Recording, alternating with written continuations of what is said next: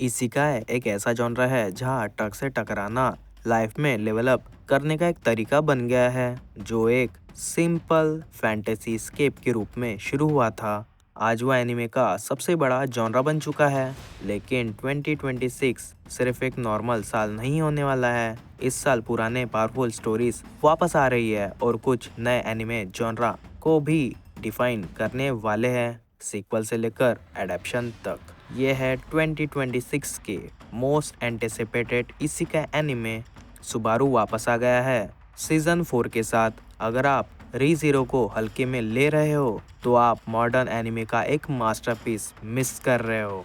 Season 4 में हमें पीआरडीज watch tower arc देखने को मिलेगा, जो सीधा वाटरगेट सिटी के इवेंट के बाद शुरू होगा। सुबारू और उसके साथी एक लेजेंडरी टावर की तलाश में निकल लेंगे, जहां उन्हें ऐसे सवालों के जवाब मिलेंगे जो उनकी पूरी दुनिया बदल सकते हैं। ये अप्रैल 2026 में क्रंची रोल पर आने वाला है, जहां सुबारू दुख झेलकर सरवाइव करता है। वही हमारी अगली कहानी रिडेम्पशन के बारे में है। मोशुगु टेंसेई सिर्फ एक एनिमे नहीं, मॉडर्न इसिकाई की बुनियाद है। रूडियस की जर्नी सिर्फ इंस्टेंट पावर के बारे में नहीं, बल्कि अपनी पुरानी गलती सुधार कर एक बेहतरीन इंसान बनने के बारे में है। सीजन 3 उसकी लाइफ का सबसे बड़ा टर्निंग पॉइंट होने वाला है। ये जुलाई 2026 में रिलीज होगा। रूडियस अभी अपनी किस्मत बना रहा है, लेकिन रेमरू तो पहले ही टॉप पर पहुंच चुका है। हमारा फेवरेट डीमन लॉर्ड वापस आ रहा है सीजन 4 के साथ। इस बार फोकस सिर्फ सर्वाइवर पर नहीं, बल्कि एक पूरी नेशन को लीड करने पर है। सबसे बड़ी बात यह है, सीजन 4 लगातार 5 कोर तक चलेगा, यानी कि लगभग 60 एपिसोड। ये 3 अप्रैल 2026 को रिलीज हो रहा है।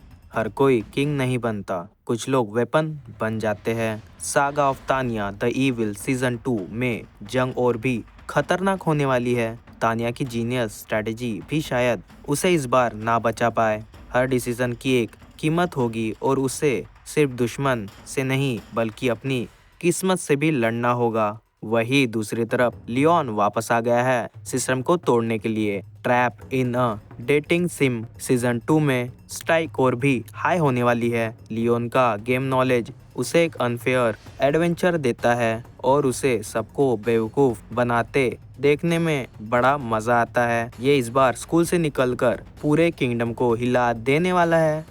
Welcome to Demon School season 4 में हम म्यूजिकल फेस्टिवल आर्क देखेंगे। इरुमा अब सिर्फ सरवाइव नहीं करेगा, बल्कि डीमन वर्ल्ड का एक इम्पोर्टेंट हिस्सा बन रहा है। इस सीजन हमें पर्सन सोई के बारे में भी पता चलेगा। वो एक मिस्टीरियस 13 स्टूडेंट है जो अब तक सबकी नजरों से छुप रहा था। ये अप्रैल 2026 में आ रहा है। स्केलेटन नाइट यानी कि आर्क वापस आ गया है सीजन 2 के साथ। एल्फ विलेज में दोस्तों को मिलने के बाद अब होली अंपायर आर्क में एंटर करेगा। पॉलिटिकल कॉन्फ्लिक्ट्स और छुपी हुई थ्रेड्स उसे एक नॉर्मल एडवेंचरर बनने नहीं देगी। Release date July 2026। Ascendance of Bookworm season 4 में मैन अब रोजमैन बनकर नोबल फैमिली में एंटर करेगी।